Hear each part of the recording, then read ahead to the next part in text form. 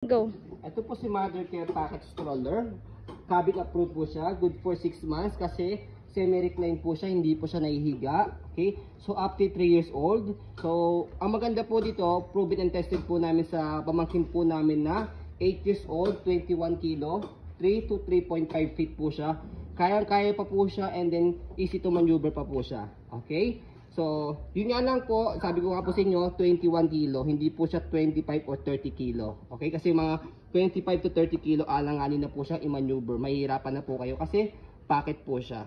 Okay? So, yun po, 8 years old, 21 kilo, 3.5 feet, kaya pa po siya. Okay? So, ito po yung details ng stroller po natin. May kasama na po siyang bag. Ayan. May kasama pang manual. Ready to wash na po. Already used na po ito. Okay. Wash na po siya. Okay? So, ito po yung canopy po niya. Black na black. Wala po siyang faded. Walang discoloration. Kapag finold siya, pag ganyan lang. Okay? So, ito po yung seating pad niya. Kompleto. 5 harness. Seat na seat si baby. Wala po yung putol. Meron din po siyang pad sa harness. Press nyo lang po ito. Ayan. Okay? So, shoot nyo lang ganyan. Ayan. Okay? So, sa front, sa may footrest niya, ayan yung details ng footrest niya. Sa gulong, ayan, angat nyo lang po kung gusto nyo, ay baba, angat nyo lang po, baba, pag gusto nyo po i-swivel, para mag-rotate. Pag gusto nyo naman pong one way lang, i-heli si baby, angat nyo lang po siyang ganyan. Ayan, okay na okay yung gulong, hindi po siya pudpod. Ayan, pwede siya maselan. So, body frame sa kabilang side, sa right side, ayan. So, wala pong dent sa pinaka-brand po niya, sa logo.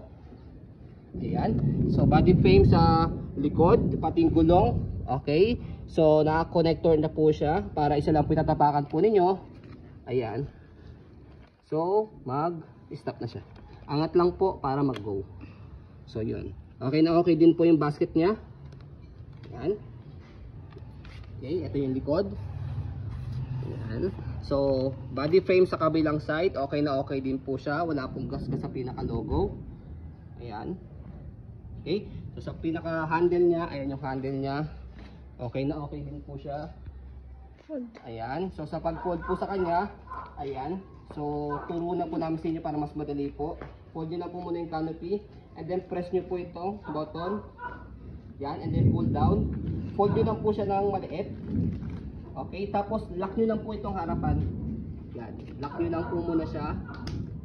Ayan, okay. Para maganda yung pagkaka-fold niya. Tapos, pagka nakaganyan na po siya, press nyo lang po yan. Press slide, tapos fold nyo lang po siya. Ganun din sa kabila. Okay? So, after niya, pag nakaganyan na siya, pull down nyo lang po siya. Okay? Tapos, compress.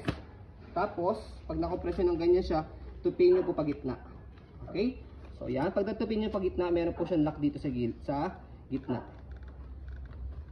So, yan. Hindi siya masisira, compress nyo lang ganyan.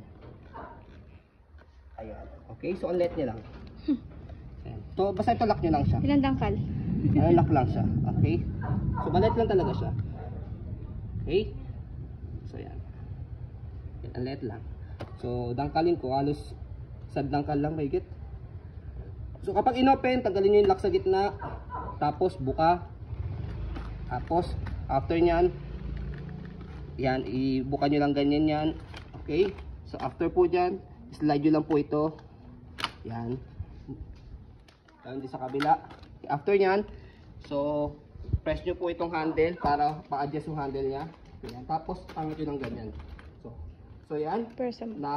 Nakaano pa siya, naka-fold pa siya, persahin nyo lang po siya. Yan. Magka-automatic naman po yan na, yan. Pwede nyo tapakan dito para mag-lock lang dito. Yan. Okay na siya. Okay, so magang lang po ito, around 3 kilo lang po ito may get. Wala pa po itong 4 kilo. Yan. 3 point lang ata. Okay, so ayun po, as you can see, very details po kami mag-video. Kasi ang shop policy po namin, no refund, no exchange, what you see is what you get. So yun po, maraming salamat. Have a nice day and God bless po.